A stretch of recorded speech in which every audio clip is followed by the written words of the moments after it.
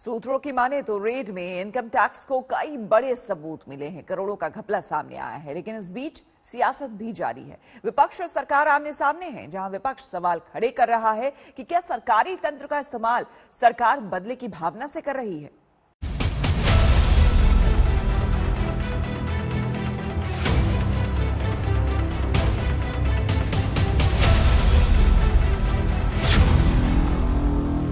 क्या अनुराग कश्यप और तापसी पर छापेमारी सियासी है?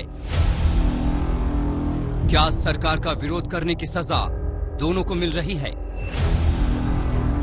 क्या विरोध को दबाने के लिए सरकार सरकारी तंत्र का इस्तेमाल कर रही है? बॉलीवुड में आईटी की छापेमारी ने दिल्ली की सियासत को गर्म कर दिया है। मामला फिल्मी दुनिया का है तो विरोध भी थोड़ा क्रिएटिव अंदाज में शुरू हो गया है। बिना किसी का नाम लिए राहुल ने छापेमारी पर 3 मुहावरे ट्वीट करके केंद्र सरकार पर हमला किया। मुहावरा नंबर 1, उंगलियों पर नचाना। केंद्र सरकार आईटी डिपार्टमेंट ईडी सीबीआई के साथ ये करती है। मुहावरा नंबर 2, भीगी बिल्ली बनना। केंद्र सरकार के सामने मित्र मीडिया। मुहावरा नंबर 3, खिसियानी बिल्ली खंबा नोचे।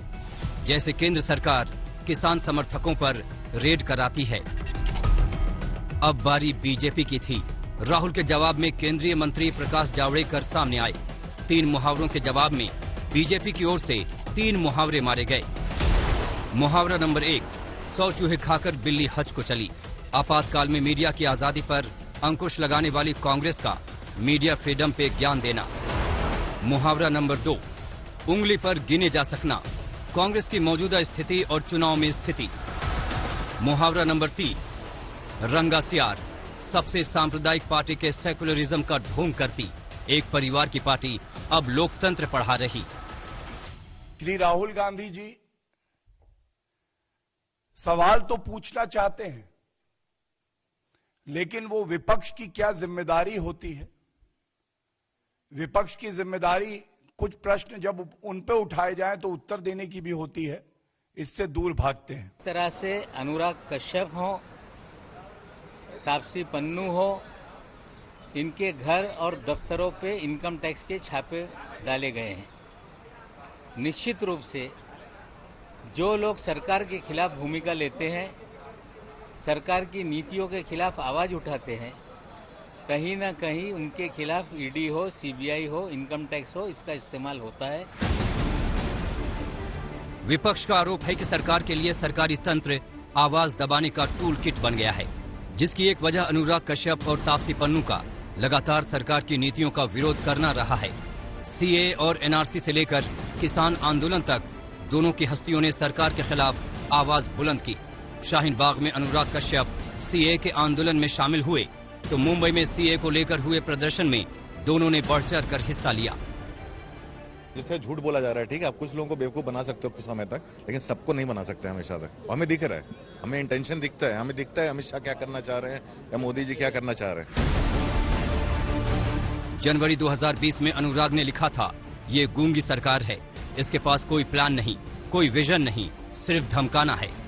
उन्होंने देश को 2 टुकड़ों में बांट दिया है, एक देशद्रोही है और एक देशभक्त। जो सवाल करते हैं वो देशद्रोही है और जो मोदी भक्त हैं वो देशभक्त हैं। जब पॉप स्टार रिहाना ने किसान आंदोलन के पक्ष में ट्वीट किया तो कई बॉलीवुड सितारों ने एकता का संदेश दिया था, तो तापसी पन्नू ने ट्विटर पर उनके खिलाफ जंग छेड़ दी थी। अगर एक ट्वीट आपकी एकता को हिला सकता है तो आपको अपनी भावनाओं को मजबूत करने की जरूरत है, न कि दूसरों को दुष्प्रचार के बारे में सीख देने की। इतना ही नहीं, तापसी ने सीधे मोदी सरकार पर भी कई बार हमला किया। जब पीएम मोदी ने पूरे देश को लाइट बंद कर दीपक और मोमबत्ती जलाने की अपील की थी, तब तापसी ने ट्वीट कर तंज मारा था। लो, एक और टास्क मिल गया। इस विरोध और समर्थन की जंग में कई बार तापसी और कंगना भी एक दूसरे के सामने आईं, जहां कंगना ने तापसी को बी ग्रेड एक्टर तक कह डाला। अब विपक्ष इस पूरी जंग को बदले और आजादी पर हमले की तरह दिखाने की कोशिश कर रहा है। इस लड़ाई में अब स्वरा भी मैदान पर उतर आई और अनुराग और तापसी के समर्थन में ट्वीट किया। तापसी पन्नू के लिए सराहनीय ट्वीट, जो साहस और दृढ़ विश्वास के साथ एक अद्भुत लड़की है। ये चीज अब बहुत कम देखने को मिलती है। मजबूत योद्धा, खड़े हो जाओ।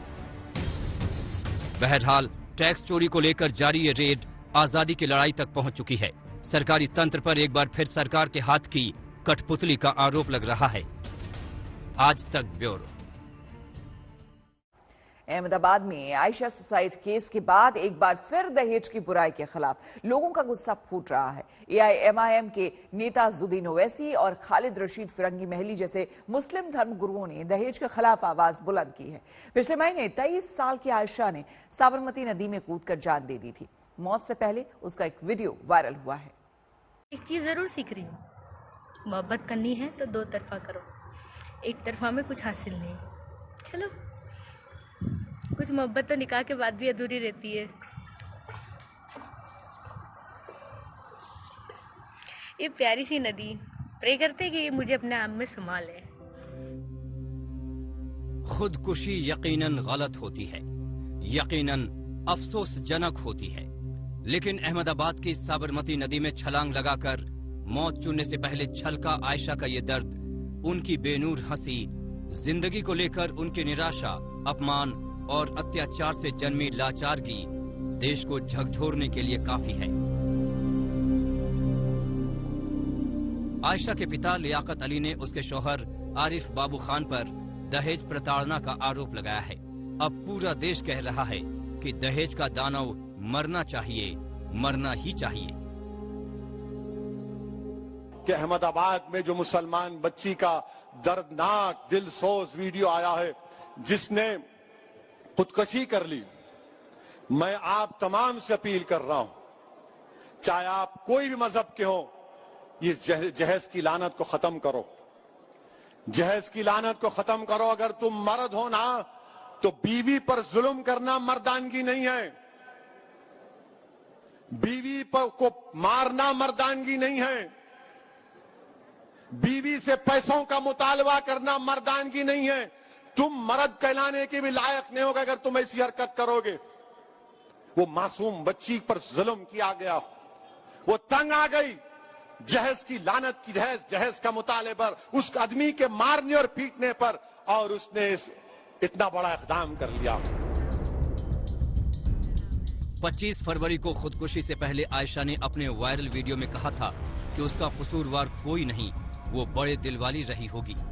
लेकिन आयशा का शौहर आरिफ बाबू खान कानून के शिकंजे में आ चुका है। राजस्थान से आरिफ बाबू खान गिरफ्तार हुआ है। आयशा के दर्द के बहाने असदुद्दीन ओवैसी दहेज की बुराई के खिलाफ जमकर बोले हैं, तो all India Muslim personal law board के सदस्य मौलाना खालिद रशीद फिरंगी महली ने दहेज को गैर इस्लामी करार दिया है। कुछ अन्य मुस्लिम धर्म गुरुओं ने दहेज मांगने वालों का सामाजिक बहिष्कार करने की बात की है। मैं ये बात वाज़ेह कर दूं कि मजहब इस्लाम में जहेज मांगने वालों की कोई गुंजाइश नहीं है। वो लोग बहुत खतरनाक गुनाहगार हैं जो महिला से जहेज मांगते हैं। दहेज के खिलाफ अरसे से कानून है, घरेलू हिंसा के खिलाफ भी कानून है, लेकिन फिर भी महिलाएं प्रताड़ित हो रही हैं। तो कहीं न कहीं समाज को नए सिरे से सोचने की जरूरत है। अहमदाबाद से गोपी घांगर के साथ आज तक ब्यूरो। और आइए अब आपको हम दिखाते हैं पंजाब के मुख्यमंत्री कैप्टन अमरिंदर सिंह और जम्मू कश्मीर के पूर्व मुख्यमंत्री फारूक अब्दुल्ला का डांस। मौका था सीएम अमरिंदर की पोती सुरेंद्र कौर की शादी का।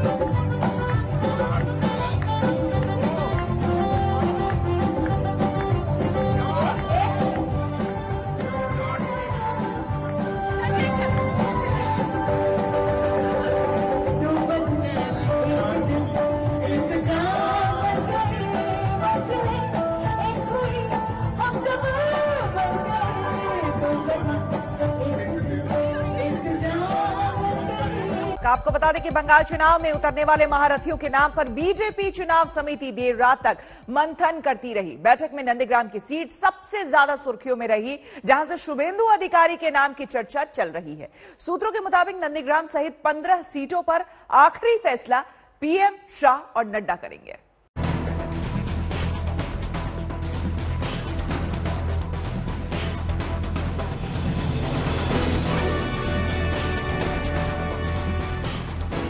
ये बंगाल के रण के लिए रणनीति बनाने की तैयारी है।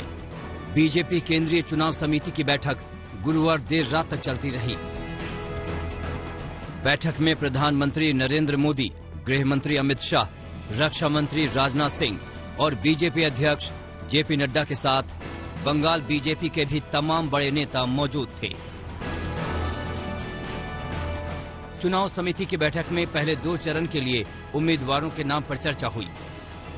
बैठक में नंदीग्राम की सीट को लेकर सबसे ज्यादा मंथन हुआ, क्योंकि ममता बनर्जी ने यहां से चुनाव लड़ने का ऐलान कर दिया है।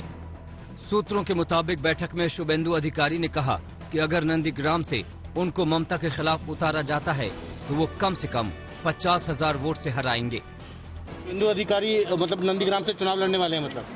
हाँ, वो तो पहले ही कह चुके हैं। अभी बाकी अनाउंसमेंट का वेट करिए। मैं तो अनाउंसमेंट करने के लिए नहीं निकल रहा हूँ। लेकिन शुभेंदु अधिकारी लड़ेंगे, आपको उम्मीद है कि जो उन्होंने घोषणा की 50,000 वोट से हराएंगे? एकदम कॉन्फिडेंटली आपको कह रहा हूँ कि शुभेंदु अधिकारी जी ने तो यहाँ तक कह दिया कि अगर मैं नहीं लड़ा वहाँ से, दूसरा जो भी लड़ेंगे उन्हीं को भी 50,000 वोट से ममता दीदी के खिलाफ जिताएंगे। तो उनका कॉन्फिडेंस है और हम इसे दाद देते हैं। वहीं ममता बनर्जी की दूसरी संभावित सीट भवानीपुर पर बाबुल सुप्रियो भी ममता बनर्जी के मुकाबले चुनाव लड़ना चाहते हैं। अभी भवानीपुर 2 फेज में नहीं है। भवानीपुर का फेज आएगा जब उसको हम निर्णय करेंगे। पार्टी के बहुत से सांसद चुनाव लड़ना चाहते हैं कैलाश जी, तो क्या पार्टी के जो सांसद हैं उनको चुनाव लड़ाया जा सकता है इन विधानसभा चुनावों में? अभी इस बारे में कोई निर्णय नहीं हुआ और हमारा शीर्ष नेतृत्व तय करेगा कि किसको पार्लियामेंट मेंबर को लड़ाना, किसको नहीं लड़ाना। सूत्रों के मुताबिक नंदीग्राम समेत लगभग 15 सीटों पर अंतिम फैसला पीएम मोदी, अमित शाह और जेपी नड्डा पर छोड़ा गया है। अब तक 60 सीटों पर चर्चा हो चुकी है। कैलाश विजयवर्गीय ने बताया कि सांसद चुनाव लड़ेंगे या नहीं, इस पर अभी अंतिम फैसला नहीं हुआ है। टीएमसी आज सभी 294 सीटों के लिए उम्मीदवारों की लिस्ट जारी करने जा रही है। बंगाल के प्रदेश बीजेपी अध्यक्ष दिलीप घोष का कहना है कि इससे नतीजों पर कोई फर्क नहीं पड़ेगा। सरकार में है, पिछले लोकसभा चुनाव में बहुत पहले उन्होंने कर दिए थे, लेकिन नतीजा क्या आया? 1 दर्जन सीट गायब हो गया। तो आपको लगता है कि इससे कोई फर्क नहीं पड़ता? पहले अगर वो घोषणा कब करें, इससे कोई फर्क नहीं पड़ने वाला है। पार्टी की तैयारी है, भारतीय जनता पार्टी धीरे आगे बढ़ रहा है, पूरा टक्कर देगा। सूत्रों के मुताबिक बैठक में पीएम मोदी ने दिलीप घोष, शुभेंदु अधिकारी और राजीव बनर्जी से बंगाल के माहौल को लेकर जानकारी ली। पीएम मोदी ने बंगाल के नेताओं से ये भी कहा कि ममता या उनकी पार्टी के नेता जैसी भी भाषा का बयान दें, बीजेपी नेता अपनी भाषा में मर्यादा रखें और बेवजह के बयान न दें। बंगाल के चुनावी मैदान में उतरने वाले महारथियों के नाम का ऐलान अब जल्द ही होने वाला है और इसके साथ ही मुकाबले के दांव पेंच की तैयारियां भी तेज हो जाएंगी। नंदीग्राम से शुभेंदु अधिकारी ने अपने लड़ने की इच्छा जताई है। अंतिम फैसला पार्टी लेगी। पहले 2 चरणों के लिए बीजेपी की तरफ से जो है वो अपने उम्मीदवारों की सूची जारी कर दी जाएगी। तब पता चलेगा कि शुभेंदु अधिकारी जो है वो ममता बनर्जी के खिलाफ चुनाव लड़ते हैं या नहीं। कैमरामैन कृपाल के साथ हिमांशु मिश्रा, दिल्ली, आज तक। और अब आपको दिखाते हैं नंदीग्राम का संग्राम इतना अहम क्यों है। क्या नंदीग्राम में ममता को शुभेंदु देंगे टक्कर? हमारी ये रिपोर्ट देखिए।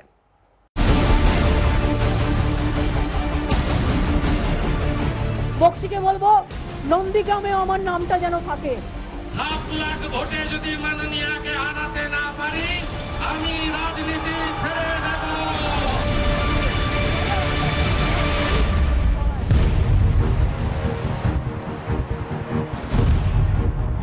बंगाल के सियासी अखाड़े में वैसे तो 294 सीटों पर भिड़ंत होगी, लेकिन उम्मीदवारों की फाइनल लिस्ट को लेकर टीएमसी और बीजेपी में पहले आप का सियासी खेल चल रहा है।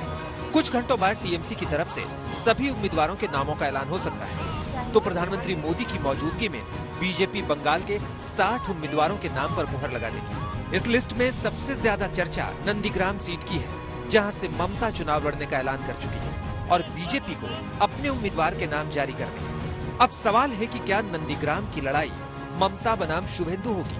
इस पर आज बीजेपी की मीटिंग में मुहर लग जाएगी। तो क्या नंदीग्राम में ममता को टक्कर देंगे शुभेंदु अधिकारी? नंदीग्राम सीट एमनिते এটা জেনারেল সিট, কাজেই কোনো অসুবিধা নেই। এমনকি আমি যদি নন্দীগ্রামে দাঁড়াই কেমন হয়, এটা আমার ইচ্ছা হয়েছে, আমার মনোবাসনা। ভবানীপুরকেও আমি নেগলেক্ট করছি না, ভবানীপুরেও আমি ভালো প্রার্থী দেব, ওটাও আমার ভালোবাসার জায়গা। বক্সিকে বলবো নন্দীগ্রামে আমার নামটা যেন থাকে। আমি নন্দীগ্রামে মমতা বন্দ্যোপাধ্যায়কে হারাবো, আপনারা নিশ্চিত থাকুন, হারাবো আমি আমাকে দল প্রার্থী করলেও হারাবো সরাসরি, অন্য কাউকে প্রার্থী করলেও আমি পদ্ম ফুল ফুটাবো, দায়িত্বটা আমার। नंदीग्राम सीट से चुनाव लड़ने का ऐलान करके ममता ने बड़ा दाव खेल दिया। जिस शुभेंदु के दम पर बीजेपी बड़े जीत की उम्मीद लगाई थी, उसी शुभेंदु फैक्टर को ममता अपनी सियासी छवि और लोकप्रियता से बेअसर करने की ठान चुकी है। ममता के नंदीग्राम आने के पीछे दो बड़ी वजह है। वजह नंबर 1, 2007 में योद्धा बनकर उभरी। वजह नंबर 2, शुभेंदु को हराकर सबक सिखाना। ये भी कहा जा रहा है कि ममता बनर्जी नंदीग्राम से चुनाव लड़ेंगी, नॉमिनेशन फाइल कर रही हैं। क्या शुभेंदु जी को वहां से उम्मीदवार बनाया जाएगा उनके खिलाफ? शुभेंदु जी का नहीं बनने का कोई कारण नहीं है, लेकिन जब तक घोषणा नहीं होता है तब तो निश्चित कुछ बोला नहीं जाएगा। ममता बनर्जी कहीं से भी लड़ सकती हैं। ममता वर्सेस शुभेंदु होने जा रहा है नंदीग्राम में, संभावना है। अब तो देखिए, टिकट ममता बनर्जी का भी लिस्ट आना चाहिए, हमारे भी लिस्ट आना चाहिए, तब पक्का होगा मामला। दरअसल नंदीग्राम सिर्फ एक नाम नहीं, बल्कि बंगाल की सियासत में ममता बनर्जी के उत्थान और वाम मोर्चे के सियासी प्रस्थान का प्रतीक माना जाता है। अगर 2011 से बंगाल में ममता बनर्जी ने सत्ता की लगाम अपने हाथों में थाम रखी है, तो उन्हें सियासी ताकत नंदीग्राम से मिली। यहाँ का चुनावी समीकरण समझिए। नंदीग्राम में 2006, 2011 और 2016 असेंबली चुनाव में जीत हार के साथ उम्मीदवार बड़ा फैक्टर है। 2006 में सीपीआई के मोहम्मद इलियास 48.7% वोट शेयर के साथ जीते, जबकि टीएमसी को 45.3% वोट मिला। 2011 में टीएमसी की फिरोजा बीवी 60.2% वोट के साथ विधानसभा पहुंची, जबकि सीपीआई को 34.8% वोट मिला।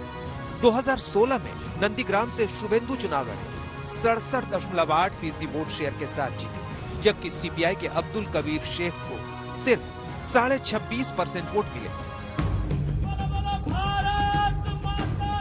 टीएमसी के सेनापति रहे शुभेंदु के खेमा बदलने से होने वाले नुकसान की भरपाई के लिए ममता अपनी सियासी साख दांव पर लगाने से पीछे नहीं हटी। बीजेपी को सोचने पर मजबूर कर दिया कि शुभेंदु फैक्टर को नंदीग्राम तक सीमित रखना है या नहीं। नंदीग्राम की रणभूमि में ममता के उतरने के सियासी मायने हैं। दक्षिण बंगाल के दुर्ग को शुभेंदु अधिकारी से बचाना पूर्वी मिदनापुर शुभेंदु के सियासी वर्चस्व का इलाका है। नंदीग्राम से लड़ने से शुभेंदु पर सीधा दबाव डालना। शुभेंदु चुनाव लड़ेंगे तो पूरी ताकत नंदीग्राम में झोंकेंगे। शुभेंदु सिर्फ और सिर्फ नंदीग्राम तक सीमित हो जाएंगे। यहाँ आपको ये भी समझना है कि नंदीग्राम से चुनाव लड़कर ममता ध्रुवीकरण को रोकेंगी। बंगाल चुनाव में हिंदू मुस्लिम का ध्रुवीकरण होगा। ममता बंगाली हिंदुओं को साथ जोड़कर रखेंगी। दक्षिण बंगाल में बंगाली हिंदू वोटर ममता के साथ। ममता नहीं लड़ती तो मुस्लिम उम्मीदवार उतारती। मुस्लिम उम्मीदवार से हिंदू वोट का ध्रुवीकरण होता। चुनाव लड़कर हिंदू मुस्लिम वोट जोड़कर रखेंगे। यहाँ आपको याद रखना है कि नंदीग्राम में ममता के होने का सीधा संदेश पूरे दक्षिण बंगाल में जाएगा, जो टीएमसी का गढ़ है।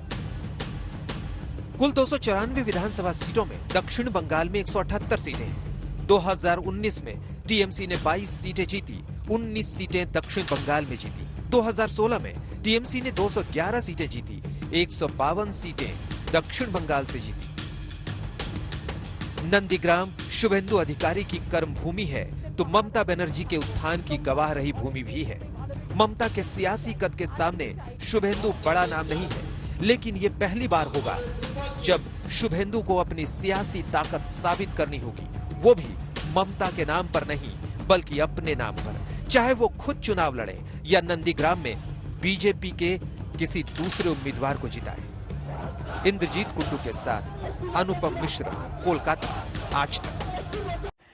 और खबर महाराष्ट्र के अकोला से, जहां पर लकड़ी के बाजार में बड़ी आग लग गई। आपको बता दें, लगातार पानी की बौछार करने के बावजूद आग को काबू पाना मुश्किल हो रहा था। तस्वीरें देखिए, कितनी भीषण आग लगी है। आग की चपेट में बाजार की 5 से 6 दुकानें आ गई। दमकल की 5 गाड़ियां आग बुझाने में जुटी थी। आग की लपटों में बाजार के पास 3-4 घरों तक ये आग पहुंच गई। हालांकि राहत की बात ये रही कि समय रहते घर से जितने भी लोग थे वो बाहर निकल आए और उनकी किसी तरह से जान बची।